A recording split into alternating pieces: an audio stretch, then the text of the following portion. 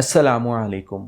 بہت سے لوگ ایسے ہیں کہ جو دعائیں تو مانگتے ہیں لیکن وہ پھر یہ شکوہ شکایت کرتے ہیں کہ ہماری دعائیں قبول نہیں ہوتی، ہم مانگ مانگ کر تھک گئے ہیں لیکن ہمیں کچھ نہیں ملتا۔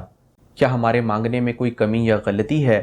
تو بالکل ایسا ہی ہے کہ ان کے مانگنے میں کوئی کمی یا کوئی غلطی ہو سکتی ہے، کیونکہ اللہ تعالیٰ کے خزانوں میں کوئی کمی نہیں ہے، وہ جس کو جو دینا چاہتا ہے فوراً دے سکتا ہے۔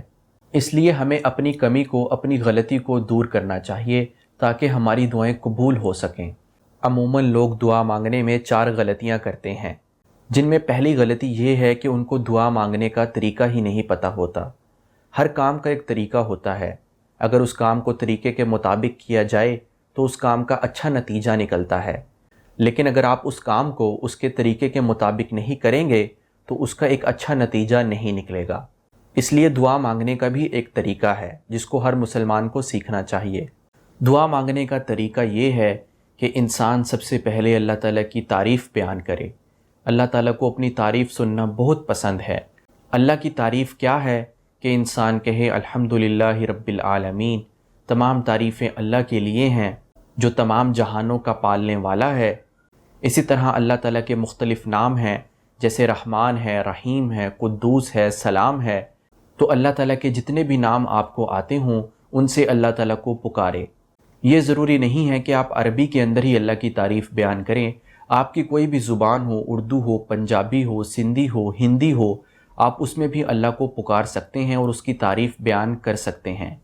اللہ کی تعریف اور ثنا کے بعد انسان آپ صلی اللہ علیہ وسلم کی ذات گرامی پر درود پاک بھیجے، اور پھر آپ کی جو بھی حاجت ہو، جو بھی دعا ہو، جو بھی سوال ہو، وہ اللہ تعالیٰ سے مانگیں، اور مانگتے وقت پورے دھیان اور توجہ سے اللہ تعالیٰ سے مانگیں، اور انداز ایسا رکھیں جیسے کسی مسکین یا فقیر کا ہوتا ہے، اور پھر آخر میں بھی درود پاک پڑھیں اور اپنی تمام دعاؤں پر آمین کہہ دیں۔ جس دعا کے اول و آخر میں درود شریف پڑھ لیا جاتا ہے تو اس دعا کی قبولیت کے زیادہ چانسز ہوتے ہیں۔ دوسری غلطی جو لوگ دعا مانگنے میں کرتے ہیں کہ ان کو دعا کی قبولیت کے اوقات کا نہیں پتہ ہوتا کہ دعا کن وقتوں میں قبول ہوتی ہے۔ اگر آپ دعا کی قبولیت کی زیادہ مشتاق ہیں، آپ چاہتے ہیں کہ آپ کی دعا قبول ہو، تو آپ کو دعا کی قبولیت کے اوقات کا بھی پتہ ہونا چاہیے اور ان اوقات میں بھی آپ دعائیں مانگیں۔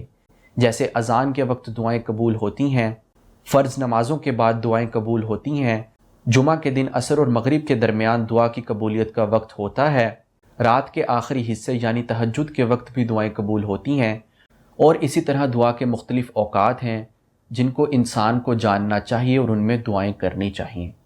تیسری غلطی جو لوگ کرتے ہیں وہ یہ ہے کہ وہ مایوس ہو کر اللہ سے بدگمان ہو جاتے ہیں، کیونکہ وہ بہت عرصے سے دعائیں مانگ رہے ہوتے ہیں اور پھر وہ یہ سمجھنے لگ جاتے ہیں کہ اللہ تعالیٰ تو سنتے ہی نہیں، جو کہ سراسر ایک غلط بات ہے۔ ایسا نہیں ہے، انسان کو اللہ تعالیٰ سے اچھی امید رکھنی چاہیے، اچھا گمان رکھنا چاہیے۔ آپ صلی اللہ علیہ وسلم نے ارشاد فرمایا ہے کہ انسان کو چاہیے کہ دعا کی قبولیت کے یقین کے ساتھ دعا کرے۔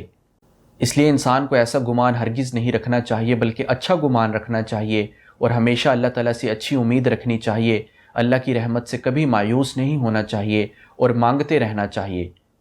چوتھی غلطی جو لوگ کرتے ہیں وہ یہ ہے کہ وہ حرام مال کھاتے ہیں یا گناہوں کی زندگی بسر کرتے ہیں۔